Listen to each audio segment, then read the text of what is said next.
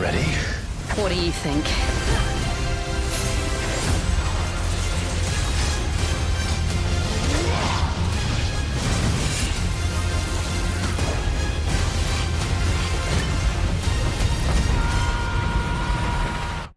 Let me just get right to the point. I love Final Fantasy XVI so much. It might even be one of my favorite games ever. I played this game back in February of this year, which was over 4 months ago, and I still find myself thinking about this game. I mean, look at my monitors. They are both Final Fantasy XVI wallpapers, and I haven't even thought about changing them. They've been my wallpapers since I beat the game, and they're still there. Heck, I even bought this Final Fantasy XVI t-shirt. You probably can't see it that well, but this is Ifrit. And the sleeve says, it says, Fate is written in fire. Final Fantasy XVI is a pretty divisive game. There's a lot of negativity surrounding this game. Not all of it, of course. There is some positivity and others like me that share the same feelings, but as usual, the negative ones are the louder ones. I'm not good at reviewing games, and I want to make that very clear, but I'm also not here to argue or change anyone's opinion. I just really like this game, and I want to talk about it. Final Fantasy XVI is one of the most exciting and coolest games I've ever played. Seriously, this game has some of the coolest and most insane shit I've ever seen in a video game. It has an amazing and beautiful world full of characters I wanted to learn about, with fantastic performances by the voice actors, insanely fun combat, amazing and crazy set pieces, a story that had me interested and engaged the entire time, and the music, the music is so good.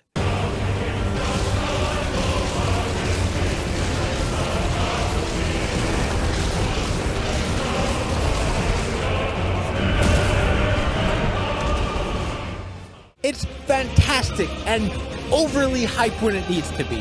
The boss music specifically is like this crazy orchestral hype music, but then it gets into this like somber and slower part of the song where it's like da na na na na na na na.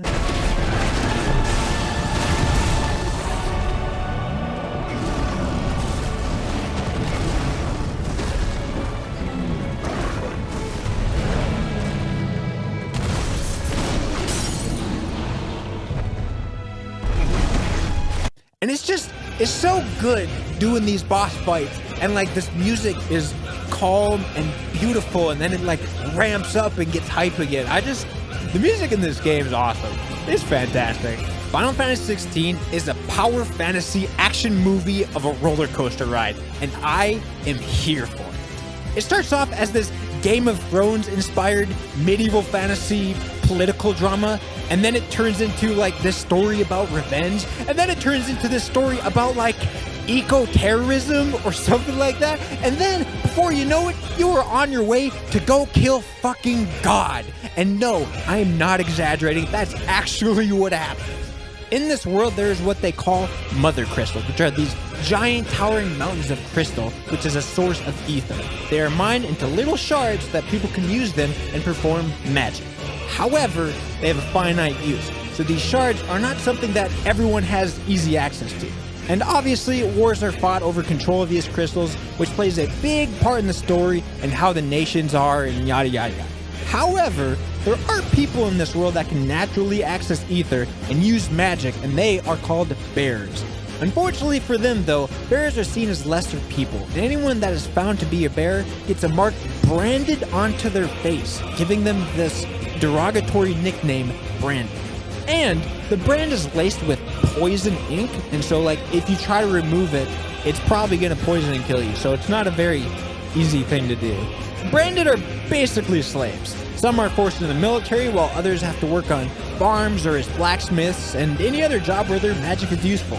Being able to use magic sounds cool and all, but they are bullied, beaten, discriminated, and if they use too much ether, they get what is known as the crystal's curse, which slowly turns them into stone, which is a very painful process until they eventually crumble into dust. But nobody cares, because in this world, bears are not people, they are tools. And when your tool is broken and can't be fixed, you just go buy another tool.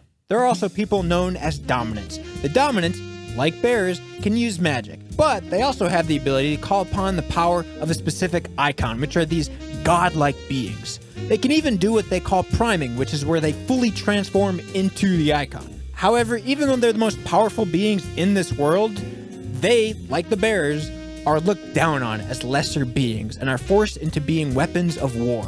In this game, you play as Clive, who grew up in royalty. He was supposed to be the dominant of fire, the Phoenix, but instead, it was his younger brother who ended up being the dominant, making Clive just another bear. However, through political drama and betrayal, their kingdom falls, and years later, Clive is a branded slave in the military. He eventually breaks free from that and joins Sid and his group of law-breaking rebels. He later finds out that he is actually a dominant, the second dominant of fire, Ifrit, which shouldn't exist. There should only be one dominant per element. But that's not the only thing that makes Clive special. He also has the ability to take powers from other dominants. So, throughout the game, you increase your arsenal of power utilizing all the different icons. And there is so much more to this story, and though I do love the story, if I went into it too much, this video would be so long. But luckily, there is a built-in tool in the game that you can bring up that explains the lore to you whenever you want, and it explains the characters and where you are in the story and all of that. It's like pretty much a built-in wiki for the story. It's an awesome feature. And all of this story is told with wonderful performances, stunning graphics, and some of the most cinematic cutscenes you will ever see. And I don't care how many cutscenes are in it. I was always so captivated by what was happening on the screen, and plus, they're rad as hell. And like I said, all of the performances by all of the characters are great. The voice actor for Clive, specifically the main character, is amazing. He does such a great job. No matter how bitter the truth that awaits me, I will press on. Come, Ifrit. Show me who you truly are.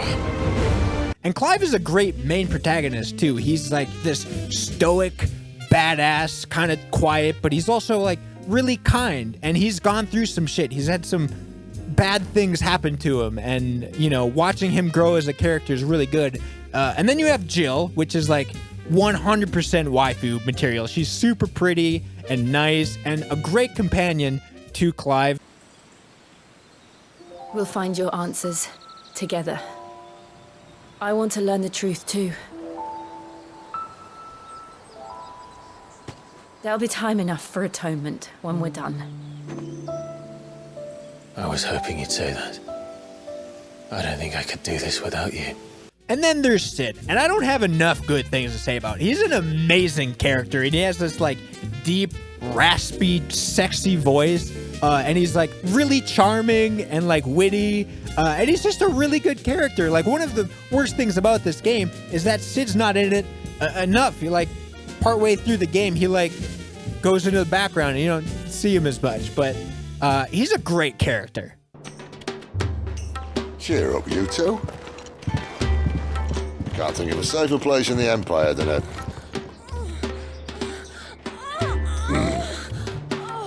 Brothel. And then a character that people don't seem to talk about very much, but that's Gav. He's like the right-hand man in this story. Was a dominant among them. Maybe. It's not like he was holding a sign. And like a best friend in a way, and he's just a great character. Also, a lot of F-bombs in this game, which I appreciate. The F-bombs are good. I like them. Gav. Gav! Don't tell me there's more of the bastards. Oh, fuck. And then, of course, you have the combat. And the combat feels so good. Seriously, I don't understand how you don't have fun with this combat. It's so ridiculously fun. And combat is one of the biggest complaints that I've seen about this game. Like, what game did you play? Did you just play the first few hours and base it off that? Did you even try to experiment with combining different abilities and using everything that this combat really has to offer? Sure, it can be button mashy, but it doesn't have to be. You have one sword attack button and your sword combos basically never change, but it's all the different Eikon abilities where this game really shines. There's so many different combos you can build and experiment with.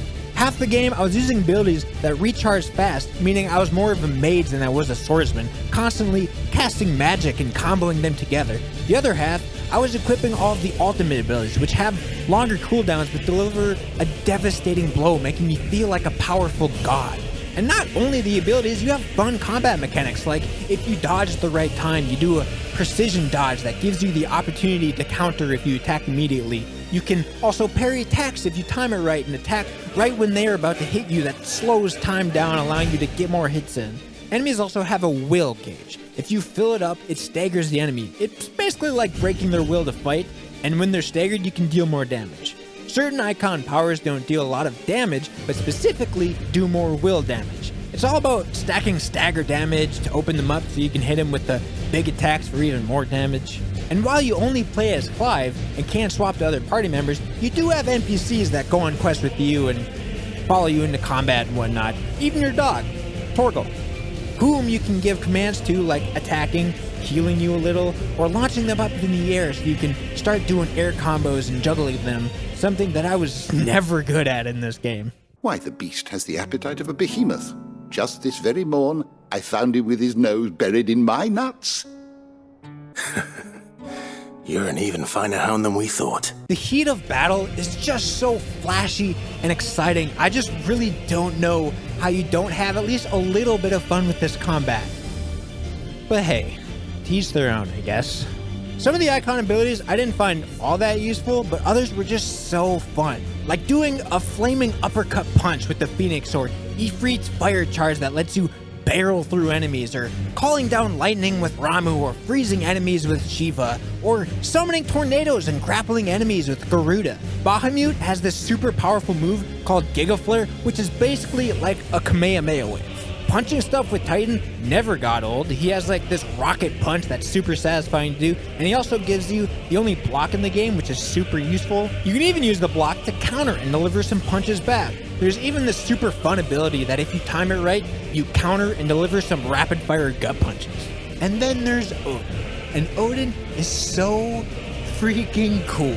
Odin's circle ability replaces Clive's sword with a different sword, which doesn't do a whole lot of damage, but doing damage with it fills up this meter, which you can fill, and using other Odin abilities fills up this meter faster, but you can fill it up to level 5. And then you can unleash the super anime sword slash move that does devastating damage. It's so freaking cool, and it never, ever got old.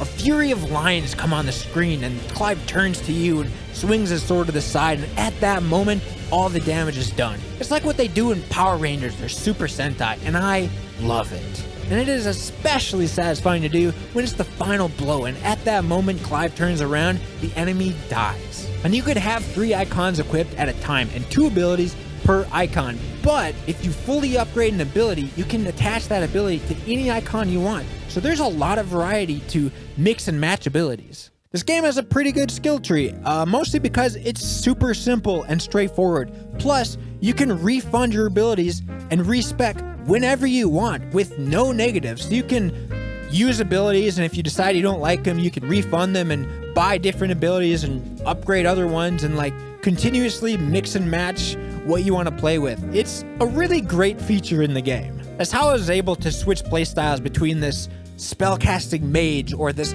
power-hungry swordsman.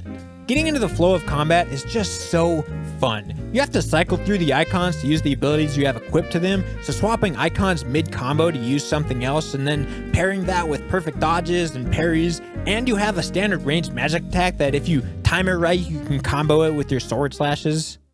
Man, I just really like the combat. I don't know what else to say about it. I think it's super fun. And then the big highlight for this game are the Eikon boss fights. One thing that you absolutely cannot deny is the production value of these moments. These big, epic, extreme, basically massive kaiju fights. They're all so over the top and epic, and each one feels like it could be a final boss fight, only for the next one to ramp it up even more, giving me some of the craziest shit I've ever seen in a video game. The fights themselves are pretty basic, and none of them are all that hard, but it's way more focused on the spectacle of it than it is the actual fight. And in each fight, you usually learn a new move that you can use in these Eikon fights. Now, I've said over and over how much I like the combat, but what about when you're not in combat? Well, I certainly see where people think it might drag a little bit. And I'll admit, there might be some pacing issues, but for me personally, I never really felt that way. This game is extremely linear. It is not open world, and it doesn't leave you much room for exploring. There are open areas, sure, but there's really not much to them. You might find some chests or items out and about, but other than that, there's not much reason to go explore. And even if you do find items or chests, they're not super exciting, so it really doesn't matter. Now, for me, I was over-leveled for most of the game because anytime I was in a new area, I would just run around and kill everything in sight because, well, I just liked fighting stuff. And while it is linear, I still think all of the connecting paths make the world feel pretty big. But there isn't a whole lot for side content. One thing that you can do is that you can replay quests and encounters whenever you want for items that you might have missed or just for more experience. There's even an arcade mode with a point system and all that, and a training mode too that you can go in and just like practice combos or practice against certain enemies. It's a very welcomed feature. There are also Eikon trials which you don't unlock until later in the game, but they're actually pretty difficult. It locks you into using only one Eikon, plus you can only use the abilities that the game tells you to use. So it pretty much forces you to learn and get good with that Eikon and its abilities. It's actually pretty fun. One of the few side activities you can do are bounty hunts, which I quite enjoyed. There's a bounty board with monsters for you to go kill, and they get harder and harder as the game goes on. Killing them usually gives you material to craft a new sword or something, but I just like fighting these big, strong monsters. Speaking of crafting, this game is without a doubt a JRPG. However, there just aren't a lot of actual RPG elements. There is crafting, and you can craft armor pieces and swords, but they don't have specific stats or attributes. Crafting a new sword is literally just a new design with a higher damage number. That's it. And then the armor doesn't affect your appearance at all that I could see, it just upgrades your defenses. I kind of like how simple it is, to be honest, especially the sword. You're just crafting a stronger sword. That's it. And the best part of the sword is that it has transmog, so you can change the look of the sword to whatever you like. I actually really like the main design of the sword. It just fits the game really well, and so I stuck with that for most of the time, but there are a lot of really cool looking swords, and you even get a katana eventually. There are also accessories that you can equip up to 3 of that change your stats, like adding damage to a specific Eikon power or decreasing the cooldown on a power. One that I really liked using, enhanced the precision dodge, which does this like cool sliding animation, and then you dash at the enemy with a counter. It just looked really cool. There are also more controversial beginner accessories that you can get in the beginning of the game that act kind of like this game's difficulty slider. There's one that auto heals you, one that auto dodges, one that turns your dodges into this like slow-mo effect, one that gives auto commands to your dog Torgal, and one that does auto combos for you, and all you have to do is mash X and it just like automatically does combos for you. However, they shouldn't be controversial because you don't have to use them. They're just in the game for people that might be struggling. The Torgal one is kind of useful just so you don't have to worry about giving commands. It just does it on its own. I actually recommend playing around with the auto combo one just for a little bit because it gives you a good idea of the combos that Clive is capable of, and then you can unequip it and try to do those combos for yourself. Now, one of the most talked about subjects regarding this game are the side quests. People don't like them. And yeah, some of them, especially early on, beginning of the game, are pretty mind-numbingly boring. They're usually go do this thing or go get this thing that ends up in you killing monsters, then you go back to the quest giver, and that's basically it. However, I think a good chunk of the side quests are really interesting and add a lot to the world building. Plus, they just go along with Clive's character. He's such a kind soul, and he truly just wants to help people. And so, while it might not seem super important to you or to the overall story, it's important to Clive and his character. They also just give you a deeper insight to how bearers and branded are treated and how people just act in this world. Like a guy and his son who would kill branded just for entertainment, a little girl who treated their family's branded like her pet and toy plaything. Sure, the side quests lacked variety as far as the structure goes and mechanically, but I loved learning more about the characters. Like finding a flower patch and clearing it of monsters so you can bring someone that you care about there and show them the flowers, or going to Clive's childhood hideout with his dog, Torgal, or learning about this, like, camp for child bearers where they were horribly mistreated and tortured, and this super long quest line about your blacksmith and his backstory, which eventually gets you a strong sword named Ragnarok. There's even the side quest that you can do, which eventually leads you to fighting this Akashic dragon, which the Akashic in this game are living creatures that turn due to overexposure to ether. They're like violent zombies, basically. And then once you defeat the dragon, you see this man who had turned Akashic, and he's a character in the main story, a character from the main story. And you just have to fight him because he turned, and then he dies. And if you don't play the side quest, you never learn about this fate of this character. And it's really well done, and it's actually pretty sad. And while the side quests do get longer towards the end of the game, most of them are fairly short, lasting only a few minutes. And you usually only get like 3 or so at a time, so they're pretty manageable to do in doses. Except for at the very end of the game, where right before the final quest, where you go to fight God, whose name is apparently Ultima, the game just drops 8 side quests. It's like the biggest fuck you blue balling ever. Like, oh, I'm gonna go kick the final boss's ass and then roll credits and then be done with this game. No, fuck you. There's 8 more side quests, loser. It's like, yeah, really, game? It was like the most like deflating moment. I was so excited and ready to beat the game. I was like doing all my side stuff, finishing everything. It's like, all right, time for the last mission. And then it's like, just kidding. Here's a bunch of side quests. Like, gosh dang it, game. They're pretty good though. They're mostly like character specific, so it's kind of like tying up loose ends. And then you get this like really nice send off with all of the NPCs that you helped and talked to throughout the game. It's a really sweet moment. Back to the world for a second. I do wish there were more to the towns. While they're beautiful from a design and art perspective, I just wish they were bigger and felt more alive. There's just not a whole lot to them. And the bigger cities turn into these battlegrounds, having you running down streets and alleys fighting enemies, and you just don't actually see the city for what it is. I do love the vibe of the hideaway though, which is like your home base, especially the second hideaway that you get. It's big and can be kind of a chore to run around and talk to NPCs, but I just love the vibe and look of it.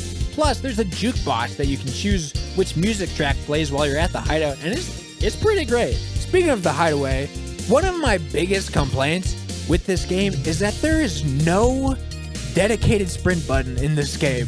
And it is just like crazy and mind-boggling to me that they made that decision. Don't get me wrong, this game has a sprint, but it auto-activates after you're like out and about with Clive, like out in the world with Clive, and you just start going forward. He'll eventually break into a sprint, but you can't just activate it on your own. It has to be like auto-activated. And it's just really weird, and it's pretty frustrating actually. And then when you're at like the hideaway or in towns, you just can't sprint. You just like leisurely jog, and it's very annoying. I guess one other complaint that I have are outfits. There aren't any. I mean, Clive has one other outfit you can choose, but it's basically just the same as his standard one, but like a little bit different. Jill also has a second outfit that you can give her, which is pretty cute actually, but I just really liked her default dress thing that she wears. It's very nice. But yeah, I would love to have seen more outfits in this game. Like, it just let me have fun and dress him up in other ways. Like, I would love like a full knight armored thing would be cool. I like Clive's design. It's just like a little bit too emo goth knight for me. I would love options to change it up, but it's fine. So this game took me 66 hours doing just about everything that you can do on the first playthrough. All the hunts, all the trials, all the side quests, and I even collected all the music scrolls. Since beating this game, I have played Final Fantasy VII Rebirth. That game took me 109 hours to beat, doing just about everything there is to do on a single playthrough of that game. And I really don't want to compare the games, but it's really hard not to. One big difference is that Rebirth has this very like silly wackiness to it, whereas 16 has zero of that. It's pretty serious, and it almost like forgets to be a video game sometimes, whereas Rebirth is very video gamey. However, and I know this is crazy of me to say, but I think I actually enjoy 16 a little bit more than Rebirth. I mean, Rebirth is just chock full of these super memorable moments, but when I think back on like a game that I would want to replay, I think I would want to replay 16 more than I would want to replay Rebirth. Rebirth just has so much bloat to it, and I do think there are some pacing issues, and there are just things that I don't like about the game, but I do think the combat is better in Rebirth. But for me, I just personally have more fun with the combat in 16, and I don't know. Sometimes I just kind of want a super linear story with epic moments, and Rebirth just had a lot. It has a lot of stuff. I have not played either of the DLC for 16 yet. I'm saving those for a little bit later. It's going to give me a great reason to go back and play that game, especially one of them gives you a new Eikon, which is exciting. But hopefully I can play that before it comes out on PC. I also have not done Final Fantasy mode, which is like the harder difficulty, and I don't really plan on it. I mean, I would like to give it a try, but the game has been confirmed for PC, and so the next time I play it, I kind of just want to wait for the PC version to replay 16, but we'll see. I am going to play the DLC, and I will most likely make a video about them, but for now, I don't know anything about them. Final Fantasy 16 is not a perfect game. It's certainly not a masterpiece or anywhere even in that ballpark. But gosh darn it, do I love this video game. I'll be back. I promise.